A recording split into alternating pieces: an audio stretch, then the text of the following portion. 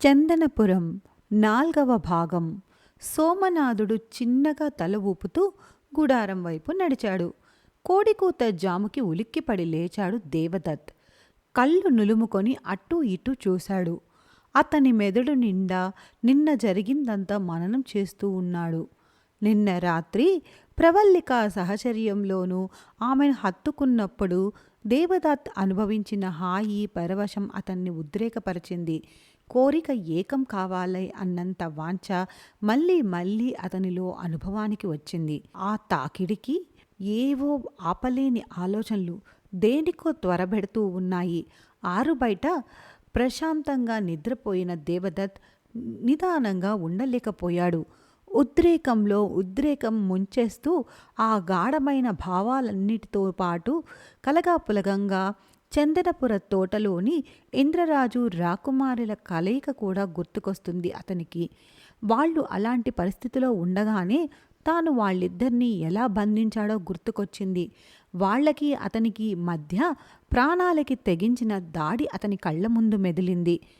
మధురానగర రాజైన ఇంద్రరాజుని, అతని ప్రేయసి కనోజు రాజ్య రాకుమారిని నిన్న సాయంత్రం చాకచక్యంగా బంధించిన తర్వాత వాళ్ళని రాజధాని కలెంజర్కు తీసుకెళ్దాం అనుకున్నాడు దేవదత్.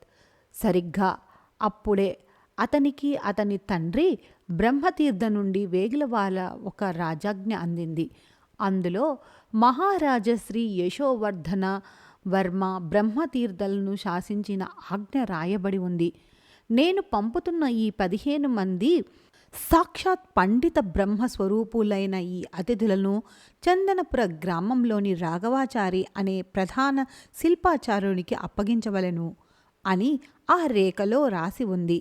ఆ పని మరెవరికైనా అప్పగించాలి అనుకున్నాడు దేవదత్.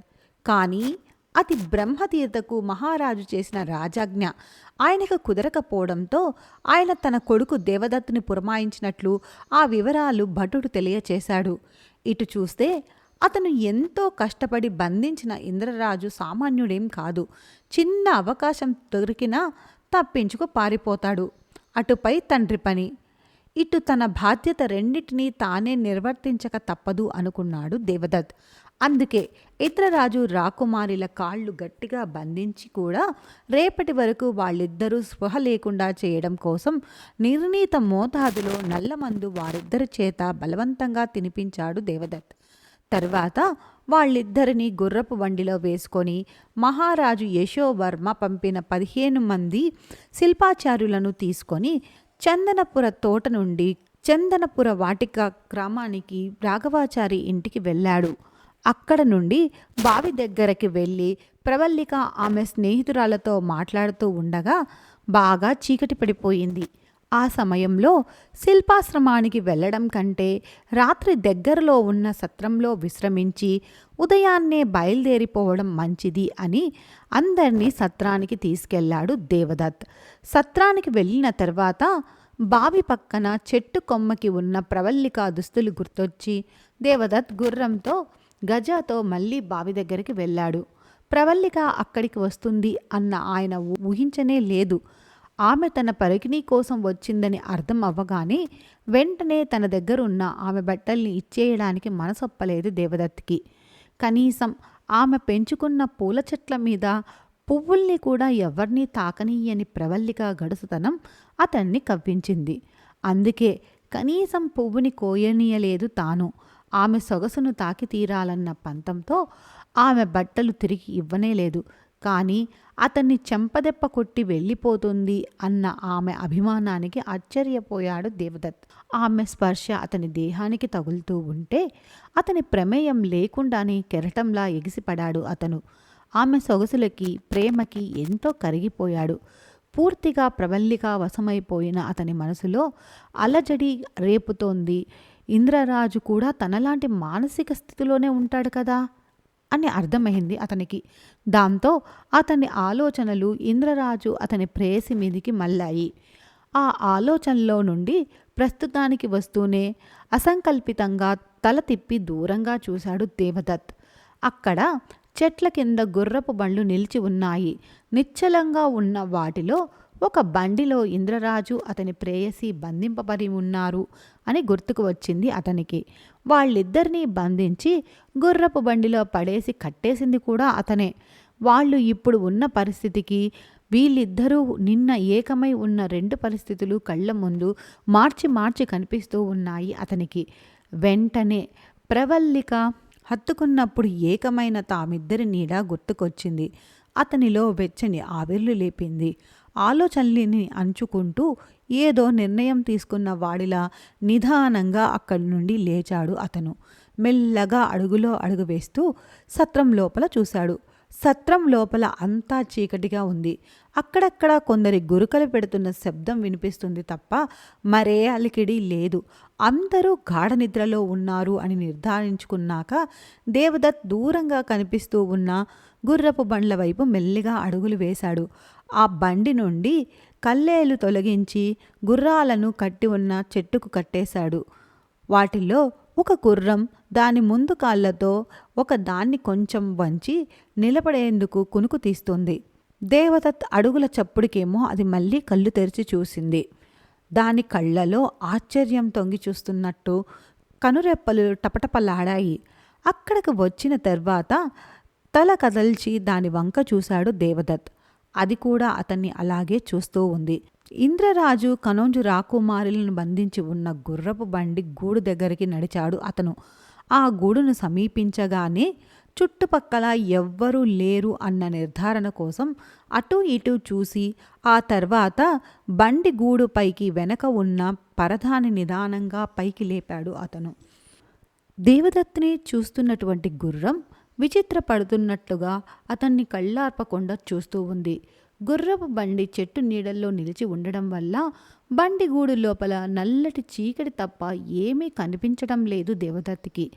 పరదా వేసి దీర్ఘంగా ఊపిరి వదిలాడు. ఇప్పుడేం చెయ్యాలా అన్నట్లు వేళ్లతో గడ్డాన్ని రాసుకుంటూ అటూ ఇటూ చూశాడు. ఆకాశంలో సగం చంద్రుడు పడమటి వైపుకు వాలుతూ ఉన్నాడు. సగం చంద్రుడు రాలుతున్న గుడ్డివెన్నెల కిరణాలను ఏటవాలుగా ప్రసరిస్తూ ఉన్నాడు. చంద్రుణ్ణి చూస్తూ ఏదో ఆలోచనకు మెరిసినట్లు గుర్రపు పండి గూడు వెనక ఉన్న కాడిని రెండు చేతులతో పట్టి పెకలించాడు. అతని వైపే అడుగులు వేయసాగింది గుర్రం. కానీ అది చెట్టుకు కట్టేసి ఉండడంతో మరో అడుగు కూడా ముందుకు వెయ్యలేకపోయింది.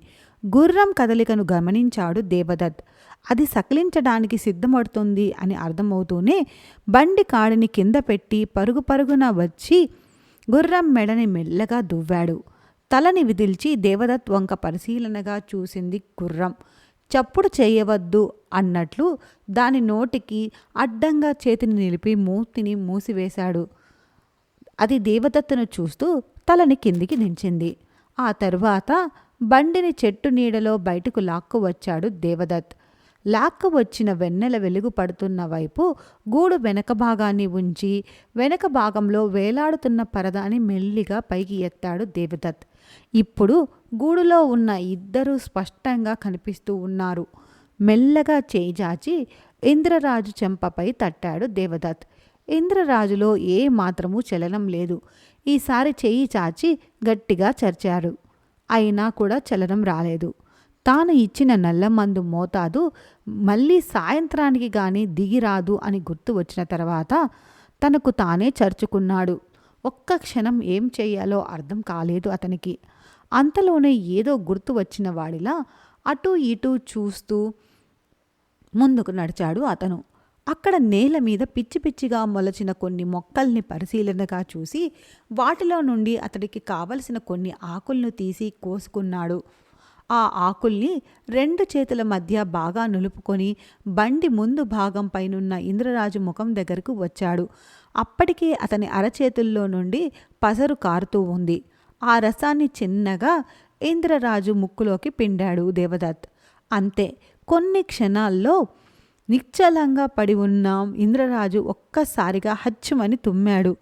ఇంద్రరాజు కాళ్ళు చేతులు కట్టేసి ఉండడంతో స్వేచ్ఛ రాలేక తుమ్ము వచ్చి మరోసారి గట్టిగా బయటికి వచ్చింది. ఆ శబ్దానికి ఎవరైనా లేస్తారేమో, ఇటు వస్తారేమో అని అటు ఇటు చూశాడు దేవదత్. కానీ ఎవ్వరూ ఆ అలికిడికి బయటికి రాలేదు. మళ్ళీ ఇంద్రమరాజు ముఖంలోకి పరీక్షగా చూశాడు అతను. ముక్కు ఎగబీలుస్తూ అప్పటికే కళ్ళుని బలవంతాన తెరుస్తూ స్పృహలోకి వస్తూ ఉన్నాడు అతను. ఎదురుగా కనిపించిన దేవదత్తును చూసి ఆశ్చర్యంతో కళ్ళు పెద్దవి చేశాడు. దేవదత్ ఏమీ మాట్లాడవద్దు, మౌనంగా ఉండు అన్నట్లు చేతితో సైగ చేశాడు. ఇంద్రరాజు ప్రేయసి ముక్కుకు కూడా ఆ పసరుని పిండాడు. ఆ రసం ముక్కులో నుండి ఆమె గొంతులోకి కూడా వెళ్ళినట్టుంది. తుమ్మడంతో పాటు దగ్గింది కూడా ఆమె. అది చూసి వెంటనే ఇంద్రరాజు 2 కాళ్ళని కలిపి కట్టేసిన తాడుని ఎవ్వరూ చూడకుండా గబగబా ఊడదీశాడు అతను. కట్లు వదులుతూ ఉండగానే కాళ్ళు కదిలించాడు ఇంద్రరాజు. అతనికి తన కాళ్లను కట్టేసి ఉన్నప్పుడు, ఇప్పుడు కాళ్ళు కట్లు ఊడదీస్తున్నప్పుడు 2 కూడా విచిత్రమే అనిపించాయి. కాళ్లకు కట్టిన తాడును తీసేసిన తర్వాత ఇంద్రరాజును పక్కకు దొర్లించి వెనక్కి విసిరి కట్టిన అతని చేతుల బంధ విముక్తం చేశాడు దేవదత్. ఆ వెంటనే ఇంద్రరాజు ముఖంలోకి చూస్తూనే, వెంటనే మీరు ఈ కలంజర్ రాజ్యం వదిలిపెట్టి వెళ్ళండి అని అన్నాడు. ఇంద్రరాజుకు ఏం జరుగుతుందో ఏం జరగబోతుందో అతనికి అస్సలు అర్థం కాలేదు. ఇప్పుడు ఇక్కడ నుండి తామిద్దరం బయటపడాలి అని అనుకుంటూ తల ఊపాడు. అతను లేవడానికి ప్రయత్నిస్తూ ఉంటే దేవదత్ రాకుమారిని కట్టేసిన కట్లను ఊడదీయడం మొదలుపెట్టాడు. ఇంద్రరాజులు చేతులు విదిలించుకొని ఒక్క గంతున బండిలో నుండి బయటకు దూకాడు. ఆ వెంటనే అతని ప్రేయసి వంక చూశాడు ఇంద్రరాజు. ఇక ఆలస్యం చేయదలుచుకోలేదు అతను. మగతగా ఉన్న కళ్ళు తెరిచి చూస్తూ ఉన్న ప్రేయసిరాల్ని భుజం మీద వేసుకొని లేచాడు. ఈమెకు నల్లమందు మోతాదు ఎక్కువైనట్లు ఉంది. ఇంకాసేపట్లో స్పృహ వస్తుంది. మీరు ఈమెను తీసుకొని వెంటనే ఇక్కడి నుండి పారిపోండి అంటూ ఇంద్రరాజు చేతికి గుర్రపు కళ్యాణి ఇచ్చాడు దేవదత్. ఆ గుర్రం ఇంకా దేవదత్తుని గమనిస్తూనే ఉంది. దాని మెడను సవరిస్తూ ఇంద్రరాజు ఎక్కడికి వెళ్ళాలో అక్కడికి తీసుకువెళ్ళు అన్నట్లు సైగ చేశాడు దేవదత్. ఇంకా పూర్తిగా స్పృహలోకి రాని ప్రేయసిని గుర్రపు బండి మీద జాగ్రత్తగా కూర్చోబెట్టి ఒడుపుగా గుర్రంపైకి ఎక్కాడు ఇంద్రరాజు. పగ్గాల్ని అందిస్తున్న దేవదత్ చేతిని కృతజ్ఞతతో మరో చేత్తో గట్టిగా పట్టుకున్నాడు.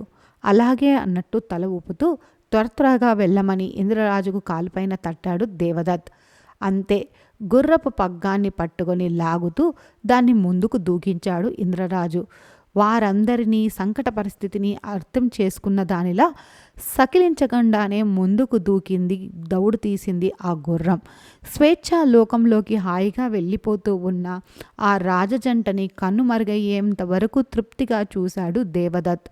వాళ్ళు కనుమరుగు అవగానే గుర్రపు బండి యథాస్థానంలో ఉంచి అతను కూడా నిన్న రాత్రి పడుకున్న బండరాతిపైకి చేరుకున్నాడు. మనసు శాంతించి తృప్తిపడడంతో ప్రవల్లికనే తలుచుకుంటూ నిద్రలోకి జారుకున్నాడు. తెల్లగా తెల్లవారుతుంది. అంతా తెల్లబోయి కలకలంగా కలవరంగా ఉన్నారు. ఆందోళనతో దేవదత్తుని తట్టి లేపారు సైనికులు.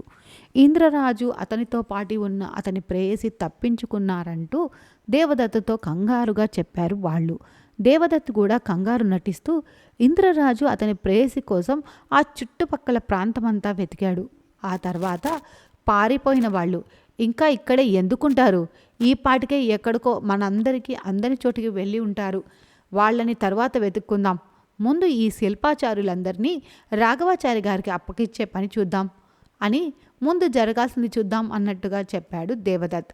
సరే అంటూ శిల్పాశ్రమానికి వెళ్ళడంతో సిద్ధమవుతూ మునిగిపోయారు అంతా. నిశ్చింతగా ఊపిరి పీల్చుకున్నాడు దేవదత్. మెల్లగా వచ్చిన అతని బుగ్గను సున్నితంగా చుంబిస్తూ వెచ్చగా తగులుతున్న అతని శ్వాస స్పర్శకి తమకంతో 2 చేతుల్ని అతని మీద వేసి పెనవేసుకొని హత్తుకొని రెప్పలు తెరిచింది ప్రవల్లిక. అంతే, ఆమె కళ్ళ ముందు ఎవ్వరూ లేరు. ఉలికిపాటుగా తన చేతులు వంక దాచుకొని ఖాళీ చేతుల్ని ఆమె వెనక్కి తీసుకున్నట్లు కనిపించింది. తాను మంచం మీద పడుకొని ఉంది అని అర్థమయ్యాక ఆమె కలగన్నది అని గ్రహించింది. ఆ కలను గుర్తు చేసుకుంటూ ముసిముసిగా నవ్వుకుంది ప్రవల్లిక. ఆమెకు రాత్రి బావి వద్ద దేవదత్ కనిపించినప్పటి నుండి తన పరికిని ఇవ్వకుండా అతను ఆమెను ఆట పట్టించడం వరకు అందుకో చూడడం, అన్నీ గుర్తుకు రావడంతో ఆమె మనసంతా ఉత్సాహంతో నిండిపోయింది. మంచం మీద నుండి దిగి గబగబా స్నానం చేసి తల్లి వంట చేస్తుంటే కోవెలికి వెళ్ళి వస్తాను అని బయలుదేరింది ప్రవల్లిక. ప్రవల్లిక కోవెలికి వెళ్తూ ఉంటే దారిలో చూసి పసిగట్టింది. ఆమె ఛాయ ప్రవల్లిక సమీపిస్తుండగానే, ఏమే ప్రవల్లి, నిన్న నీకోసం అంతమంది గుర్రాల మీద వచ్చారు, ఎవరే వాళ్ళంతా, ఎందుకొచ్చారే అని ఆరా తీసింది ఛాయ. ఛాయ అడిగిన మాటలకు కిన్నురాలై ఉండిపోయింది ప్రవల్లిక. మరుక్షణంలోనే తేరుకొని, నా కోసమా, ఎవరు అని అడిగింది. ఎవరంటే, నిన్న సాయంత్రం నేను బావి నుండి నీళ్లు తీసుకొస్తున్నానా, అప్పుడు నాకు ఎదురయ్యారు. రాఘవాచారి అమ్మాయి ప్రవల్లిక మంచినీటి బావి దగ్గర ఉందా అని నన్ను ఆపి మరీ అడగడంతో ఆశ్చర్యపోయా. అక్కడే ఉందని తెల్ల పరికిని వేసుకొని ఉంటుంది చూడు అని నేనే చెబితేను అంటూ జరిగిందంతా చెప్పింది ఛాయ. ఊహించని ఈ విషయానికి ఒక్క క్షణం ప్రవల్లిక గుండె ఆగి మళ్ళీ కొట్టుకోవడం మొదలుపెట్టింది. అంటే అంటే దేవదత్తికి నేను తెలుసా? తెలిస్తే ఎలా తెలుసు? అతను నన్నే వెతుక్కుంటూ బావి దగ్గరికి వచ్చాడా? వస్తే ఎందుకు వచ్చాడు? నా దుస్తులు కావాలనే దాచేసి నన్ను కవ్వించాడా? కవ్విస్తే ఏ ఉద్దేశంతో కవ్వించాడు అని మనసులోనే ప్రశ్నలు వేసుకుంటూ ఉంది ప్రవల్లిక. ఉలుకు పలుకు లేకుండా ఉండిపోయిన ప్రవల్లికని భుజం కుదుపుతూ, ప్రవల్లి, ఓయ్ ప్రవల్లి, నిన్నే, ఏమిటే ఈ పకటి కలలు, ఇంతకీ ఆ వచ్చింది ఎవరే తల్లి? నువ్వు జవాబు చెప్తే నేను వెళ్ళిపోతాను, నువ్వు ఇక్కడే ఉండి కలలు కంటూ కూర్చో అని అడిగింది ఛాయ. తన తడబాటుని కప్పిపుచ్చుకుంటూ, ఓహో వాళ్ళు నా కోసం రాలేదు, మా నాన్నగారి కోసం వచ్చారు. ఎవరో శిల్పాచారులట, వాళ్ళందరినీ నాన్నగారికి అప్పచెప్పాలని మహారాజు చెప్పారట, అందుకే వాళ్ళు వచ్చారు. శిల్పాచారుని కూతుర్ని కదా అని నన్ను వెతుక్కుంటూ చూసి వెళ్దామని వచ్చారేమో, అందుకే బావి దగ్గర వచ్చారేమో అంటూ ఆమెకి తెలియకుండా పోయిన నిజాన్ని చెప్పేసింది ప్రవల్లిక. ఓహో అంతేనా, నేనింకా ఏదో అనుకున్నానులే, సర్లే వెళ్ళొస్తా అంటూనే ముందుకు కదిలింది ఛాయ. అని దీర్ఘంగా నిట్టూర్పు విడిచి, హమ్మయ్యా, ఏదో అనుకుంటే ఇంకేదో అవుతుంది అని అనుకుంటూనే కోవెల్లోకి నడిచింది ప్రవల్లిక. దేవదత్ బావి దగ్గర ప్రత్యేకించి తన కోసమే వచ్చాడని రుజువుతో సహా ఇప్పుడు తెలియగానే ప్రవల్లికకు పట్టలేని ఆనందం కనిపించింది. ఆమె మనసు లోపలే గెంతులు వేసింది.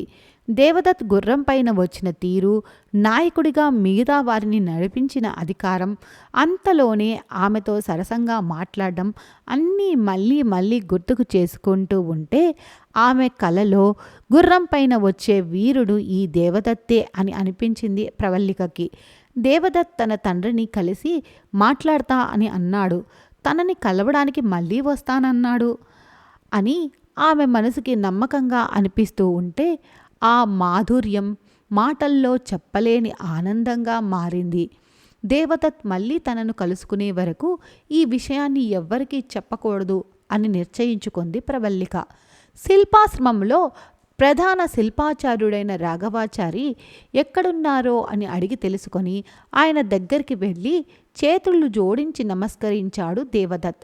రాఘవాచారి గారు, ఇతర రాజ్యాల నుండి రప్పించిన ప్రముఖ శిల్పాచార్యులను మీకు అప్పగించి మహారాజా శ్రీ యశోవర్మ గారి ఆజ్ఞను నెరవేర్చడానికి వచ్చాను అని 15 మంది వయోవృద్ధులను రాఘవాచారికి చూపించాడు దేవదత్. రాఘవాచారి వాళ్ళందరినీ చూసి నమస్కరించాడు. వాళ్ళని ఆహ్వానిస్తూ దేవదత్తో ధన్యవాదాలు చెప్పాడు. ఈ శిల్పాల రూపకల్పన విషయంలో మీకు ఏం కావాలన్నా నిరభ్యంతరంగా తెలియచేయండి, నేను వెంటనే మీ ముందుంటాం అంటూ వినయంగా అన్నాడు దేవదత్. మహారాజు గారు అన్నీ బాగానే సమకూరుస్తున్నారు నాయనా, ఏమైనా కావాలంటే అడుగుతాను, చెప్తాన్లే అన్నాడు రాఘవాచారి. మేము తిరిగి వెళ్ళవచ్చు కదా అని అడిగాడు దేవదత్. క్షేమంగా వెళ్ళి లాభంగా రండి నాయనా అన్నాడు రాఘవాచారి. ధన్యవాదాలు అని చెప్పి ఒక్క ఎగురు ఎగిరి తన గుర్రం మీద కూర్చున్నాడు దేవదత్. అతనికి వెంట అశ్వారూఢులైన సైనికులు వచ్చారు. వృద్ధ శిల్పాచారులను తెచ్చిన సైనికులందరూ అతనితో పాటు వెనుదిరిగారు. రాఘవాచారి ఆజ్ఞ అనుసారం పనిచేసే శిల్పులందరూ ఈ ప్రాంతానికి విచ్చేసి వేరువేరు ప్రాంత శిల్పాచారులందరినీ నిశితంగా చూస్తూ వారి ఆధ్వర్యంలోనే ప్రతిబంధిస్తున్న అనుజ్ఞలను నిడారంభతను చూసి వారు ఎంతో మెచ్చుకున్నారు. తమ పనికి సానపెట్టే అవకాశం వచ్చినందుకు, మరి ఎన్నో మెలకువలు నేర్చుకోబోతున్నందుకు ఆశ్చర్య ఆనందాలకు గురయ్యారు. ముందుకు సాగిపోతున్న దేవదత్తును చూస్తూ, అయ్యో, మహాశిల్పుల్ని ఇంత జాగ్రత్తగా తీసుకువచ్చిన ఆ యువకుడు ఎవరో అడగవలసింది అని మనసులోనే అనుకున్నాడు రాఘవాచారి. చుట్టుపక్కల ఉన్నది కొండరాళ్ల ప్రాంతం కావడంతో వెళుతున్న గిట్టెల చప్పుడు ఆ ఖాళీ ప్రదేశమంతా ప్రతిధ్వనిస్తూ ఉంది. సైనికులందరికంటే ఆఖరణ వెళ్తున్న దేవదత్ కొండ చివర ఉలిపై సుత్తితో కొడుతున్న శబ్దం లీలగా వినిపించింది. గుర్రం వేగాన్ని నియంత్రించుకుంటూ అటువైపు చూశాడు దేవదత్. అక్కడ ఒక శిల్పి ఏదో శిల్పాన్ని చెక్కుతూ కనిపించింది. శిల్పాశ్రమానికి దూరంగా వచ్చి ఒంటరిగా ఈ శిల్పి ఇక్కడ ఏం చెక్కుతున్నాడా అన్న ఆసక్తితో గుర్రాన్ని ఆ వైపు నడిపించాడు దేవదత్.